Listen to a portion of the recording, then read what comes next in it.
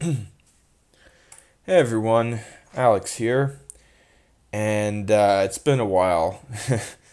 So, considering how long it's been since I uploaded a video on this channel, when considering that, I realized the phrase thinking outside the bureau is kind of restrictive.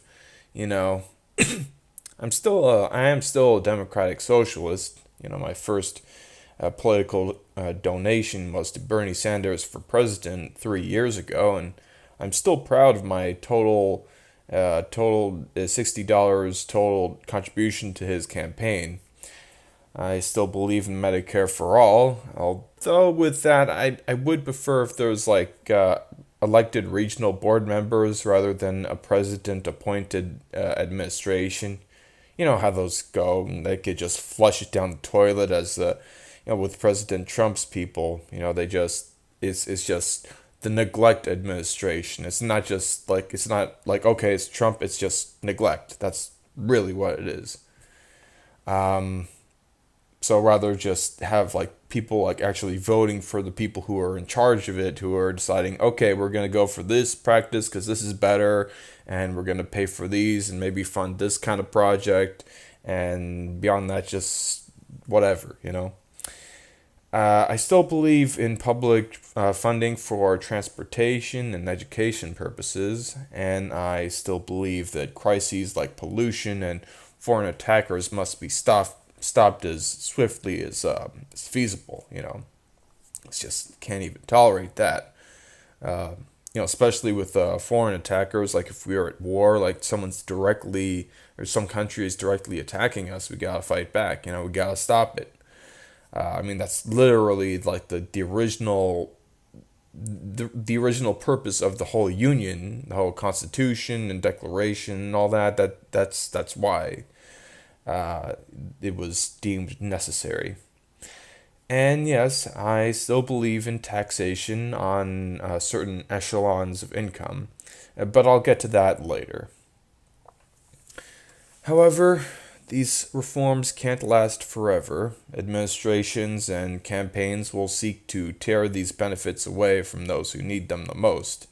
We've seen with the Reagan administration, Trump administration, pretty much. Yeah, basically. Although Trump has had some difficulty getting the really tough stuff through Congress. That is. That is why, over the very long term, we must turn from socialism through a democratic republic, because that's what democratic socialism is. It's like, okay, the voters own the means of production, this industry. We must turn from that to workplace socialism, the libertarian socialism that involves industry being in the hands of the producers rather than consumers or financiers, or in the case of democratic socialism, citizens who are basically just consumers. That addresses the the underlying problem of workers being unable to produce more without adequate compensation for their work, let alone compensation proportional to pre-wage profits, proportional to their actual efforts.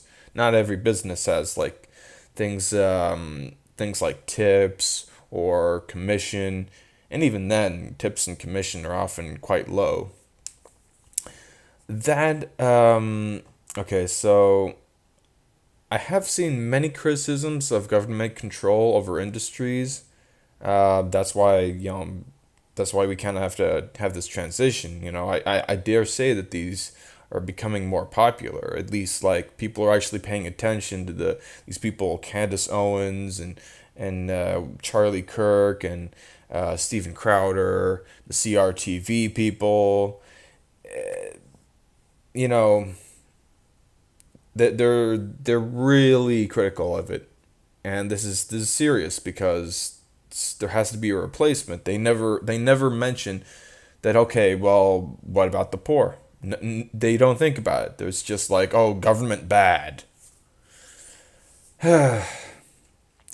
So Meanwhile, no one can contest that if wait, yeah. So no one can contest that if legally established, a worker-owned enterprise is not a problem. That these people don't even like almost never mention it. And the entities that do are like, yeah, I mean that's cool. That's fine. You know. Um. So I I dare say, however, that the term legally should be kind of expanded as much as it would be in terms of open borders. You know, of course, like if there's a bad actor, gang members, or just belligerent people, maybe even identity fraud, like things like that. Okay, we can't tolerate that. Fine, but just ordinary people trying to make a living, etc., like normal people. Um, I mean, that should just be tolerated, really. So, I mean, this is a reaffirmation of the natural, really. Um, and this is where my the new title of my channel comes in, the Socialist Accountant. You see, I am a certified public accountant in my state. I am most of what I've done in terms of work so far is just tax, like doing taxes, and also doing the accounting for small businesses. And but I still like very much remember like the core principles behind all this stuff, you know. And I've seen these small businesses, they're these worker-owned enterprises, oftentimes, even though they're often like, okay, there's just this one doctor or this one lawyer or this one store owner who like runs their own store. They eventually they do pretty well. Um, you see, the defining feature of this channel will be an approach to the aforementioned types of socialism with the right wingers kind of precious economics. You know, I mean, granted, like the free market stuff. Okay, I'll give them that. Like that kind of helps in several instances. Included, so that I'm including that with a unique component of generally accepted accounting principles. That being, I'm just gonna have like the terminology of that, kind of framing it that way. Um, Not today, but some other time I might have like a graphic kind of explaining these things, like visualizing it. But for now, we're just gonna be a speech. I just don't really have the time for the other kind of the extra stuff. So on that note, begin with a simplification of the tax code. So, starting off, I throw a bone to the conservatives. I do not appreciate sales taxes and property taxes based on fair values. You know, that's not based on income. They don't consider the expenses involved in these projects, and they miss like the point of what I believe taxation to be. Like it shouldn't be like, oh, I just have a house and now I have taxes. Oh boy. Or I have my own store and I worked hard for this and oh, I get taxed. I don't really think it should be that way. You know. You see, taxation is theft, or rather extortion, but so is profit beyond one's own effort. Often determined by the people one works with. Like they'll say, "Oh, hey, I work hard. Why do they earn like 10 times as much as I do? You know, they just sit around and make calls."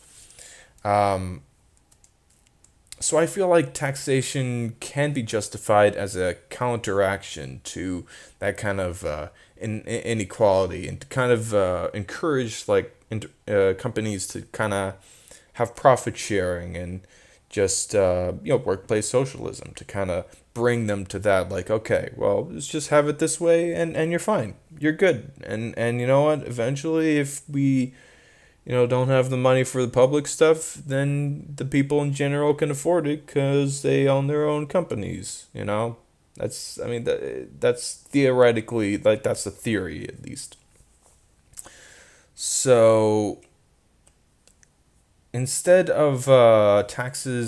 of these taxes on wait, yeah. So instead of these taxes and state income taxes, I suggest a form of capital gains tax that includes rental income.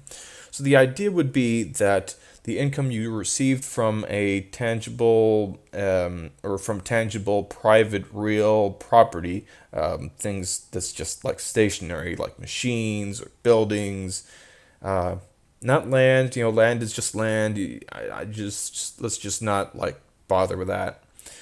Um, you know, maybe if you like pay for that, maybe you include that in the cost of the building or whatever. Um, so the income you receive from that within a particular jurisdiction, like say the state or a county or city, it should not be taxable to the extent that you paid for that property. That being your basis, like, and maybe you can deduct depreciation. A lot of companies do that. They're like, oh well, I'm gonna like over 10 years and now it's gone. That's fine, but then when you sell it, then you're gonna have that those taxes coming back to you. So you know.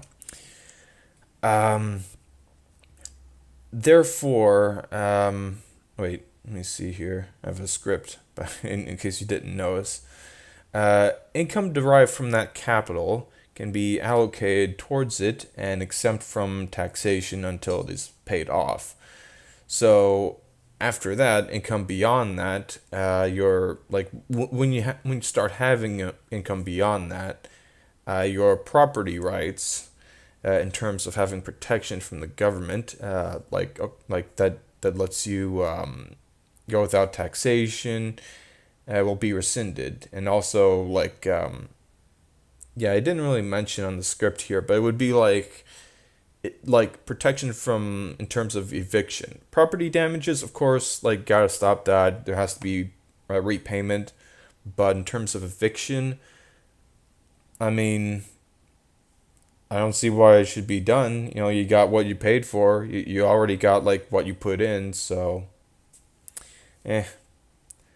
Um, so it would be rescinded, like the protection would be rescinded, and further income would be taxed at a progressive rate, with a higher percentage if the income is passive, like rent or capital gain. So it'd be like a kind of on top of the regular income tax, perhaps. You know, that's kind of what I'm thinking. You know, I'm not sure about the specifics, but doubling the standard deduction and bringing marginal rates to increments of five, just partly for simplicity and partly just to bring it back up to like that 40%, maybe even more, having like another rate for millionaires and maybe another rate somewhere below or just it's kind of complicated. And you know it involves like kind of budgeting, so I don't know the whole story there, but you know, it's something to consider. Um, so yeah, later on I can get into specific issues, perhaps even this kind of taxation stuff, like really looking into it. But this is it for now. This is just a kind of reintroduction to this channel, and yeah, that'll be it for now. Next time, probably just whatever issue really comes up. Um, I guess this kind of addresses an issue coming up, like the whole Ocasio-Cortez and several other of these Justice Democrats, our revolution people, actually passing their primaries. So I don't know exactly how many, but it's probably like a dozen already. Probably ending up to be like 20 going into the House. So that's something to keep an eye out for, you know. So that'll be it for this video. Goodbye.